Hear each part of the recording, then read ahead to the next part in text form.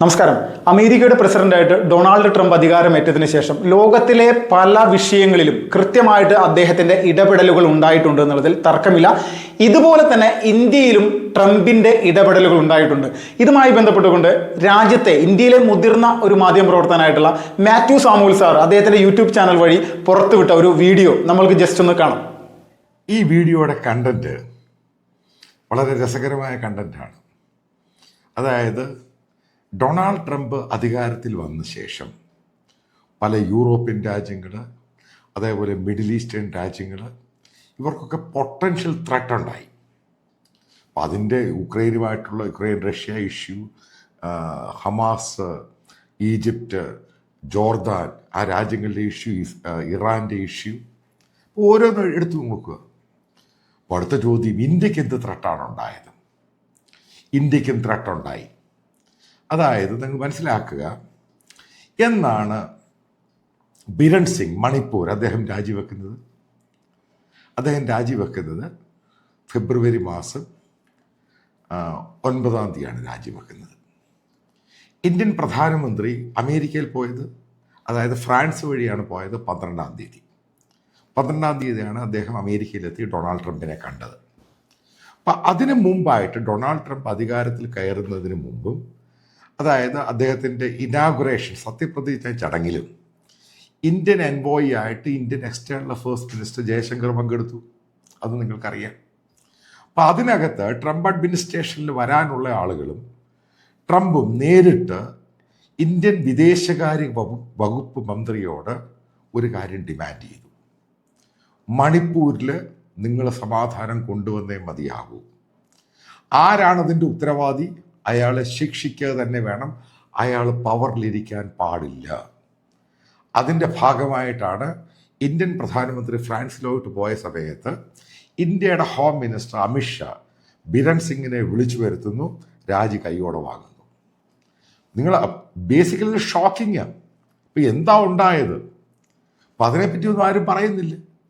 പിന്നീട് ഞാൻ ഈ പല ആൾക്കാരോടും ചോദിച്ച് മനസ്സിലാക്കിയപ്പോൾ അത് ട്രംപിൻ്റെ കൂട്ടത്തിൽ നിൽക്കുന്ന കുറച്ച് റിപ്പബ്ലിക്കൻ പാർട്ടി മെമ്പേഴ്സ്, അതിൽ 1-2 മലയാളികളുണ്ട്. ഈ കുമ്പനാട്ടുകാരനായ 1-2 റിപ്പബ്ലിക്കൻ പാർട്ടിയുടെ വളരെ ടോപ്പ് ലെവലിലുള്ള ലീഡേഴ്സാണ്. ഇവരോടൊക്കെ സംസാരിച്ചപ്പോൾ അവർ പലരോടും ചോദിച്ചിട്ട് മനസ്സിലാക്കി പറഞ്ഞത് ട്രംപ് അഡ്മിനിസ്ട്രേഷൻ ഇന്ത്യ ഗവൺമെൻറ് കൊടുത്ത താക്കീതാണ് ഈ സംഭവം. അതായത് ബിരൺ സിംഗിനെ മാറ്റണം. അതേപോലെ തന്നെ ഇന്ത്യയിലെ പല സ്റ്റേറ്റുകളിലും ഈ ഫോഴ്സ്ഫുൾ കൺവേർഷൻ എന്നും പറഞ്ഞുകൊണ്ട് ബില്ലുകൾ പാസ്സാക്കി. സ്റ്റേറ്റുകളാണ്, യൂണിയൻ ഓഫ് ഇന്ത്യ അല്ല. ഇതിൻ്റെ പേരിൽ 1400-ൽ പരം വിവിധ ക്രിസ്ത്യൻ മിഷണറിമാരെ പല ജയിലുകളിലാക്കിയിട്ടുണ്ട്. ഇന്ത്യയിലെ പല ജയിലുകളിലും, പ്രത്യേകിച്ച് BJP ഭരിക്കുന്ന സ്റ്റേറ്റുകളിൽ, UP-യിലാണെങ്കിലും മധ്യപ്രദേശിലാണെങ്കിലും പല സ്റ്റേറ്റുകളിലും. ഇപ്പോൾ ഉണ്ടായ സംഭവം എന്ന് പറയുന്നത് കഴിഞ്ഞ 2 ആഴ്ച കൊണ്ട് ഇതിനകത്ത് 700-ഓളം പേര് പോലീസ് തന്നെ അവരെ വിളിച്ചിട്ട് ജയിലിൽ നിന്ന് അവരെ മോചിപ്പിച്ചു. ഇതിൽ മാത്യു സാമുവൽ സാറ് പറയുന്ന ഒരു പ്രധാനപ്പെട്ട ഒരു പോയിന്റ് ഉണ്ട്. ഇന്ത്യയുടെ ഉള്ളിൽ കഴിഞ്ഞ കുറേ നാളുകളായിട്ട് നടന്നുകൊണ്ടിരിക്കുന്ന ക്രിസ്ത്യൻ സമൂഹത്തിനെതിരെ നടക്കുന്ന ഏകപക്ഷീയമായിട്ടുള്ള ആക്രമണങ്ങൾ എന്നുള്ള ഒരു സംഭവം. ഇത് യഥാർത്ഥത്തിൽ ഇതിൻ്റെ ഒരുപാട് കണക്കുകൾ കേന്ദ്ര സർക്കാർ തന്നെ പുറത്തുവിടുന്നുണ്ട്. പലപ്പോഴായിട്ട് പല നടപടികളും കേന്ദ്ര സർക്കാരിൻ്റെ ഭാഗത്ത് നിന്ന് ഉണ്ടായിട്ടുമുണ്ട്, ഇല്ലൊന്നും പറയാൻ സാധിക്കില്ല. ഇതിലെ ഒരു പ്രധാന വിഷയം, എപ്പോഴും ആരോപണം ഉന്നയിക്കപ്പെടുന്നത് ഇവിടുത്തെ കത്തോലിക്ക സഭയുടെ അല്ലെങ്കിൽ ഇവിടെ വലിയ രീതിയിൽ മതപരിവർത്തനം നടക്കുന്നു എന്നുള്ള ഒരു കാര്യമാണ്. നമ്മളൊന്ന് സൂക്ഷ്മമായിട്ട് പരിശോധിച്ച് കഴിഞ്ഞാൽ പെന്തക്കോസ്റ്റ് വിഭാഗത്തിൻ്റെ അവരുടെ നേതൃത്വത്തിൻ്റെ ഇടയിൽ നിന്ന് വലിയ രീതിയിലുള്ള മതപരിവർത്തനത്തിനുള്ള പല സാഹചര്യങ്ങളും ഈ രാജ്യത്ത് ഒരുങ്ങിയിട്ടുണ്ട്. അപ്പോൾ അതുമായി ബന്ധപ്പെട്ടുകൊണ്ട് പല സംഘർഷങ്ങളും വിഷയങ്ങളും ഉണ്ടാകുന്നു. യഥാർത്ഥത്തിൽ ആരിവിടെ മതപരിവർത്തനം നടത്തിയാലും ഇത് മുഴുവൻ ഇവിടുത്തെ ക്രിസ്ത്യൻ സമൂഹവുമായി ബന്ധപ്പെട്ടുകൊണ്ട് പല സംഘർഷങ്ങളും ഉണ്ടാകുന്ന ഒരു അവസ്ഥയിലേക്ക് എത്തുന്നു. ഇതുമായി ബന്ധപ്പെട്ടുകൊണ്ട് പല മതപുരോഹിതന്മാരടക്കം ജയിലിൽ അകപ്പെടുന്നു. അപ്പോൾ ഇതൊക്കെ നടന്നിട്ടുള്ളതാണ്. പക്ഷെ ട്രംപ് വന്നതിന് ശേഷം ഇന്ത്യ ഗവൺമെൻറ്റിന് ശക്തമായിട്ട് ഇങ്ങനെയൊരു താക്കീത് നൽകിയിരിക്കുന്നു എന്നുള്ള സംഭവമാണ്. അതിൻ്റെ ഉദാഹരണമായിട്ട് ഇപ്പോൾ കഴിഞ്ഞ ദിവസങ്ങളിലെല്ലാം പല ക്രിസ്ത്യൻ പുരോഹിതന്മാരടക്കം ജയിലിൽ പെട്ടിരുന്ന ആളുകളെ റിലീസ് ചെയ്യുന്ന വിഷയങ്ങളൊക്കെ നടന്നിട്ടുണ്ട്. 1% പോലും ഇനി ഇതുപോലെയുള്ള പ്രശ്നങ്ങൾ നമ്മുടെ ഇന്ത്യ മഹാരാജ്യത്ത് ഉണ്ടാകില്ല എന്നുള്ള രീതിയിലേക്കുള്ള കാര്യങ്ങൾ, അങ്ങനെ ഒരു നിർദ്ദേശം BJP ഇരിക്കുന്ന സംസ്ഥാന സർക്കാരുകൾക്കടക്കം കേന്ദ്ര സർക്കാർ നൽകിയിരിക്കുന്നു, അല്ലെങ്കിൽ കേന്ദ്ര ആഭ്യന്തര മന്ത്രാലയത്തിന്റെ ഭാഗത്തുണ്ടായിരിക്കുന്നു എന്നുള്ള റിപ്പോർട്ടുകളാണ് ഇദ്ദേഹം പറയുന്നത്. യഥാർത്ഥത്തിൽ നമ്മൾ മനസ്സിലാക്കേണ്ടത് ഇന്ത്യ മഹാരാജ്യത്തിൻ്റെ ഉള്ളിൽ ഇതുപോലെയുള്ള വർഗീയ സംഘർഷങ്ങൾ, പ്രശ്നങ്ങൾ നടക്കുന്ന സമയത്ത് ഇതിനോടൊപ്പം തന്നെ തൊട്ടടുത്ത രാജ്യമായിട്ടുള്ള ബംഗ്ലാദേശിലും ഇതുപോലെ വലിയ രീതിയിലുള്ള പ്രശ്നം നടക്കുന്നുണ്ട്. ഇത് ഇന്ത്യയിൽ നടക്കുന്നതിൻ്റെ ഒരു സംഭവമൊക്കെ പരിശോധിച്ച് കഴിഞ്ഞാൽ അത് ബംഗ്ലാദേശിൽ വലിയ രീതിയിലാണ് അത് കൊല്ലുക, അതോടൊപ്പം തന്നെ വീടും അവരുടേതായിട്ടുള്ള പ്രധാനപ്പെട്ട സംവിധാനങ്ങളെല്ലാം തകർക്കുക, ആരാധനാലയങ്ങൾ പൂർണ്ണമായിട്ടും തകർക്കുക, വംശഹത്യ ചെയ്യുന്ന തരത്തിലേക്കുള്ള നടപടികൾ അവിടുത്തെ ഒരു പ്രാദേശിക സംവിധാനങ്ങളുടെ ഭാഗത്തുനിന്നും ജമാഅത്ത് ഇസ്ലാമി പോലെയുള്ള സംഘടനകളുടെ ഭാഗത്തുനിന്നൊക്കെ ഉണ്ടായിക്കൊണ്ടേയിരിക്കുന്നു. പക്ഷേ ഇതിനെല്ലാം ഒരു പരിഹാരം കൃത്യമായിട്ട് വന്നത് ട്രംപ് വന്നതിന് ശേഷം. ട്രംപ് അത് ബംഗ്ലാദേശിലെ സർക്കാരിന് വലിയ രീതിയിൽ തന്നെ ഒരു താക്കീത് എന്നുള്ള രീതിയിൽ തന്നെ, അദ്ദേഹത്തിൻ്റെ ഒരു ഭീഷണി സ്വരത്തിൽ തന്നെ അവിടുത്തെ ഹിന്ദുക്കളെ പ്രൊട്ടക്റ്റ് ചെയ്യുന്നതിനായിട്ട് സർക്കാർ നടപടിയെടുക്കണം, അവിടുത്തെ ഹിന്ദു ക്ഷേത്രങ്ങൾ ആക്രമിച്ച് തകർക്കപ്പെട്ടിട്ടുണ്ടെങ്കിൽ അത് സർക്കാർ പണിത് കൊടുക്കണം, അതോടൊപ്പം തന്നെ അവിടെ ആക്രമിക്കപ്പെട്ടിട്ടുള്ള അല്ലെങ്കിൽ ആരാണോ അവിടെ ആക്രമിച്ചിട്ടുള്ളത് അവർക്കെതിരെ നടപടി കൃത്യമായിട്ട് എടുത്തില്ലെങ്കിൽ അതിൻ്റെ പ്രത്യാഘാതം ഗുരുതരമായിരിക്കും. ഇപ്പോൾ ബംഗ്ലാദേശിലൊരു സ്ഥിതി നോക്കിക്കഴിഞ്ഞാൽ എന്താണ്? ഈ പറയുന്ന വിഷയങ്ങളൊന്നുമില്ല. ബംഗ്ലാദേശ് ശാന്തമാണ്. അവിടുത്തെ ഹിന്ദു സമൂഹത്തിന് നേരെ കുതിര കയറാനായിട്ട് ആരും പോകുന്നില്ല. ഇതിൻ്റെ അടിസ്ഥാനപരമായിട്ടുള്ള കാര്യം ട്രംപ് വന്നതിന് ശേഷം അദ്ദേഹത്തിൻ്റെ ഇതുപോലെയുള്ള പ്രസ്താവനകൾ ഇടപെടൽ തന്നെയാണ്. അദ്ദേഹം കൃത്യമായിട്ട് ഇത് ചെയ്തിട്ടുള്ള ഒരു സംഭവം തന്നെ, അത് പരസ്യമായിട്ട് ഇത് പറഞ്ഞിട്ടുണ്ട്. അപ്പോൾ ഇങ്ങനെയുള്ള സാഹചര്യങ്ങളാണ്. അപ്പോൾ നമ്മൾ മനസ്സിലാക്കേണ്ടത് ലോകത്ത് അമേരിക്ക എന്ന് പറയുന്ന രാജ്യം, ആ രാജ്യത്തിൻ്റെ തലവനായി ഇന്ന് വന്നിരിക്കുന്ന ട്രംപ് അദ്ദേഹം നിസ്സാരക്കാരനല്ല എന്നുള്ളതിൽ ഒരു സംശയമില്ല. അദ്ദേഹം വന്ന സമയത്ത് തന്നെ കേരളത്തിലെ അടക്കം പല മാധ്യമങ്ങളും നടത്തിയിരുന്ന ഒരു പ്രസ്താവനകൾ കണ്ടിരുന്നു.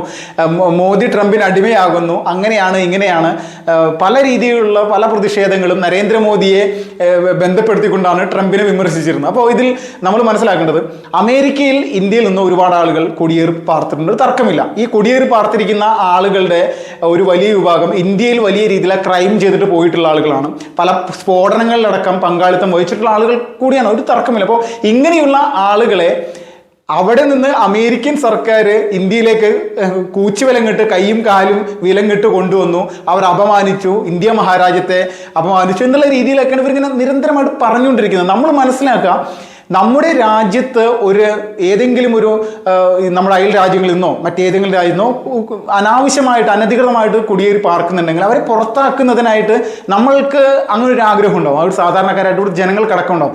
കാരണം ഇവിടെ ഏറ്റവും കൂടുതൽ ഇവരുമായി ബന്ധപ്പെട്ടുകൊണ്ട് പ്രശ്നങ്ങൾ അനുഭവിക്കുന്നത് ഈ രാജ്യത്തെ സാധാരണക്കാരായിട്ടുള്ള ജനങ്ങൾ, അത് തർക്കമില്ല. ഇതിൽ ഏറ്റവും പ്രധാനപ്പെട്ട നമ്മൾ ചിന്തിക്കേണ്ട ഒരു കാര്യം, ബംഗ്ലാദേശിൽ നിന്ന് ഇങ്ങോട്ട് കുടിയേറിയിരിക്കുന്ന ഏകദേശം 3 കോടിയിലധികം ആളുകളുണ്ടെന്നാണ്. 3 കോടിയിലധികം ബംഗ്ലാദേശികൾ ഇന്ത്യയിലുണ്ട് എന്ന് നമ്മളൊന്ന് മനസ്സിലാക്കുമ്പോൾ, അല്ലെങ്കിൽ ഇന്ത്യയുടെ സർക്കാർ തന്നെ അതുമായി ബന്ധപ്പെടുന്ന കണക്കുകൾ പുറത്തുവിടുമ്പോൾ നമ്മൾ ചിന്തിക്കണം എത്രത്തോളം വലിയ രീതിയിലുള്ള പ്രതിസന്ധികൾ ഇവരുടെ ഭാഗത്ത് നമ്മുടെ രാജ്യം അനുഭവിക്കുന്നുണ്ടാവും. അവർ പലരും തൊഴിൽ ചെയ്ത് ഇവിടെ വീട് വെച്ചൊക്കെ താമസിക്കുകയാണ്.